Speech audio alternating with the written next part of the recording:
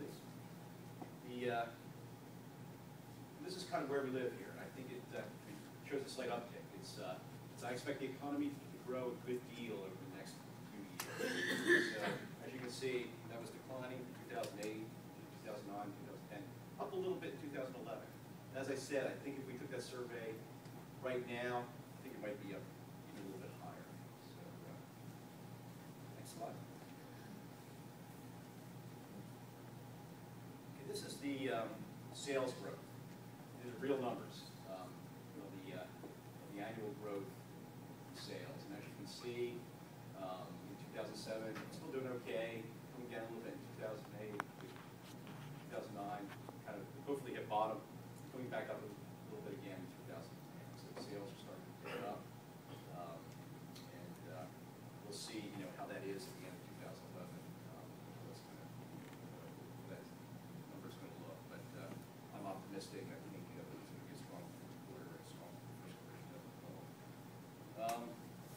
Next slide. These are the top concerns of employers and business owners right now. And if you look, in 2010, healthcare is the top of everybody's mind. 72%. That's going down a little bit. It's still a big concern, but it's not quite, that huge.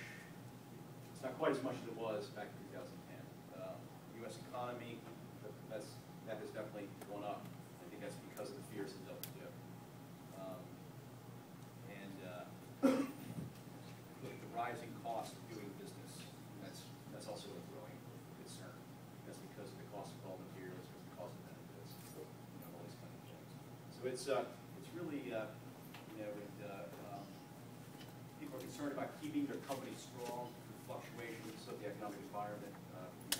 That is also creating people, are very concerned. Employers are very concerned. However, again, I'm going to leave you with a positive message. I think that from what we're hearing anecdotally, people are starting to come in on the sideline. We're starting to hire again. We're starting to hear that, so I am optimistic. However, it's going to be slow. It's not going to be real fast. It already hasn't been real fast recovery. It's been a struggle, and it's going to continue to be a struggle. But I think we're going to see more of a ramp up. So I'll take any questions. If anybody has any. Craig, do you hear people asking specifically about the cost of healthcare? Yes, absolutely. I mean, that's something that just is huge. The cost of healthcare, it keeps growing every year.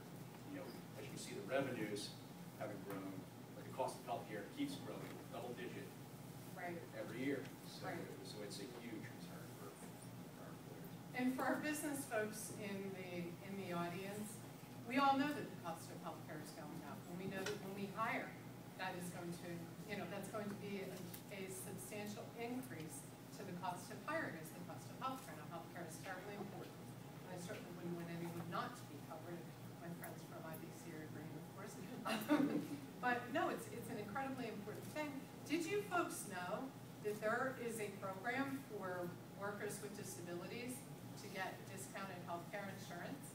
And it's sometimes when a person comes to work, in many companies, people can opt out of health insurance.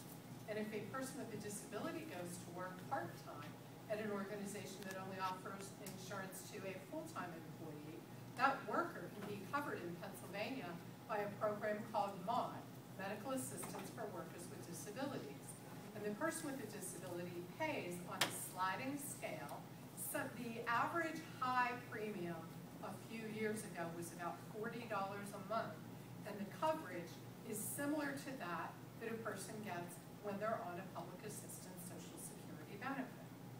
So a worker with a disability can take some of the part-time jobs that are a little more prevalent in the Philadelphia job market right now, because when money is tight, business needs to get things done, and sometimes part-time employees are a way to enhance your workforce at a lower cost. People with disabilities can make out because they can go to work, earn more than the amount of money where they would stay on public assistance, yet buy at a reasonable benefit their health insurance. Some of those folks like the health So sometimes business, the person that comes in, just like someone who likes their spouse's benefits better than your own, may very well opt out of your health insurance. So there are definitively ways that the high cost of health insurance is and can be mitigated through work. One of the other statistics done by the Bureau of Labor Statistics is on the cost of, on the reduction in health care cost merely by someone being employed. If somebody's working, they're going to have less time to utilize their health care benefits. And we know that to be true.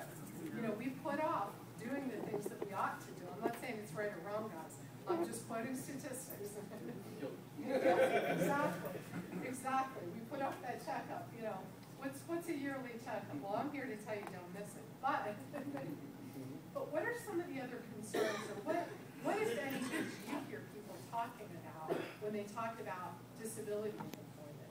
I know the Business Journal honored the best places to work for people with disabilities. Yes, Can you comment on that? Yeah, I think so. You know, what employers are looking for, you know, I think is good quality people who are going to show up every day, bring something to the table. Certainly, people with disabilities, you know, fall into that category as well as anyone else. So, I mean, I think you know, and that's what they're looking for. You know, particularly now, you know, it's so important to hire the right people. Absolutely. That's what we hear. And and you know, and also I think there's kind of a new, you know, kind of attitude out there. People want to give people, you know, an opportunity. Yeah. You know, I really do. I think that's something. When we saw that, we saw our nominations for best places to work. We saw that. Did you? We heard that over and over. That's excellent. Excellent. Any other questions for our local business expert? Yes, Simon.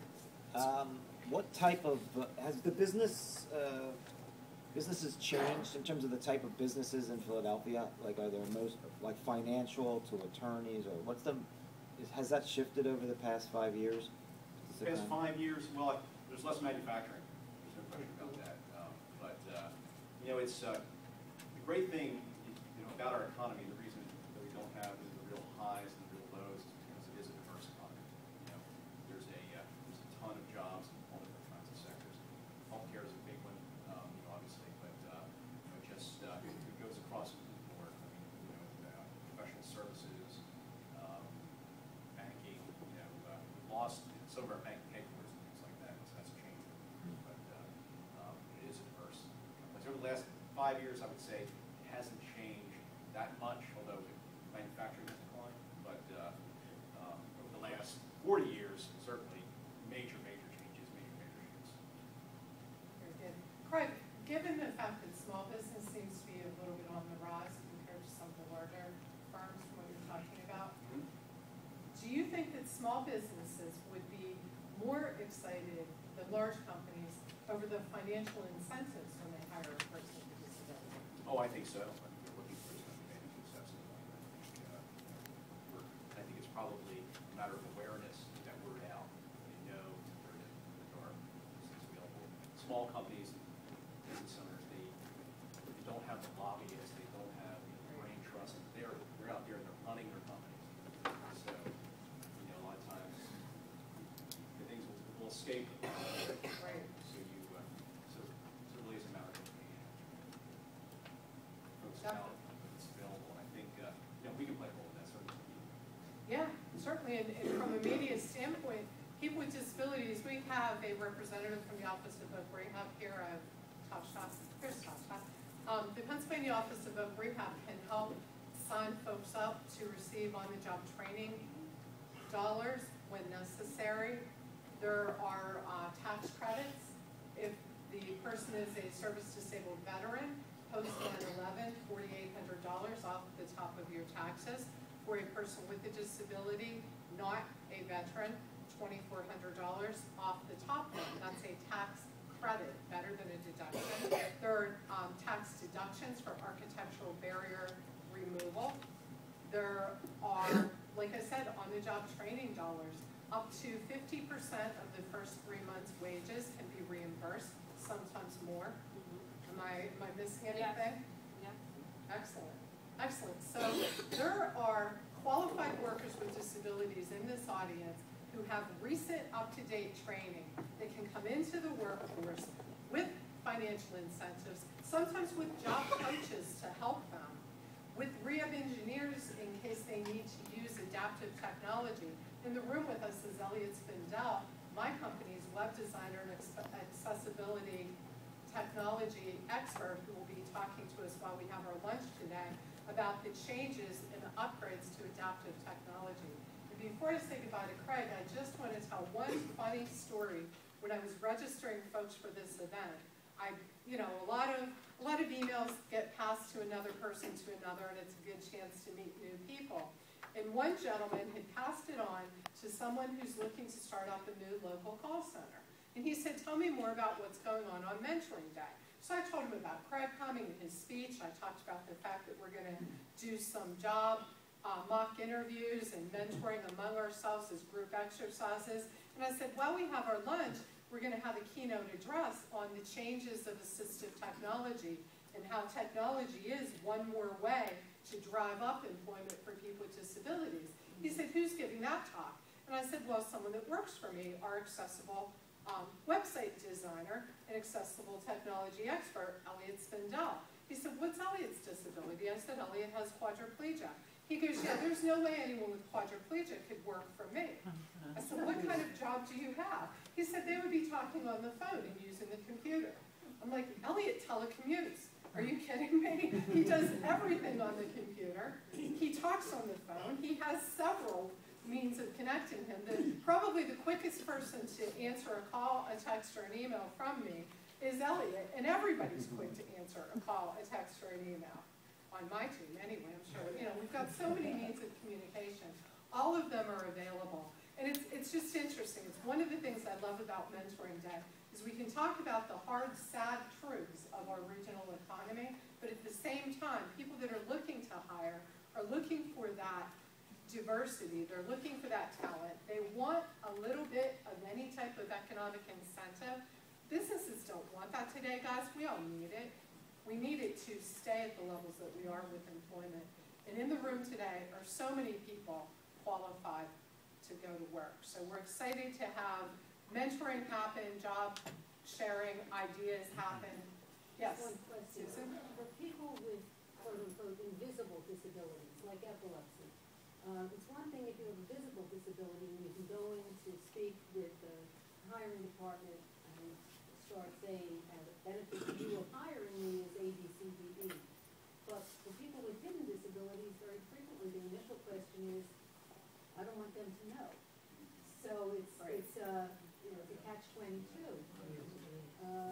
If I get a lot of calls from people saying, well, do I tell them I have seizures? No, not at step one. They're not going to ask you. They're not You always lead with your strength. But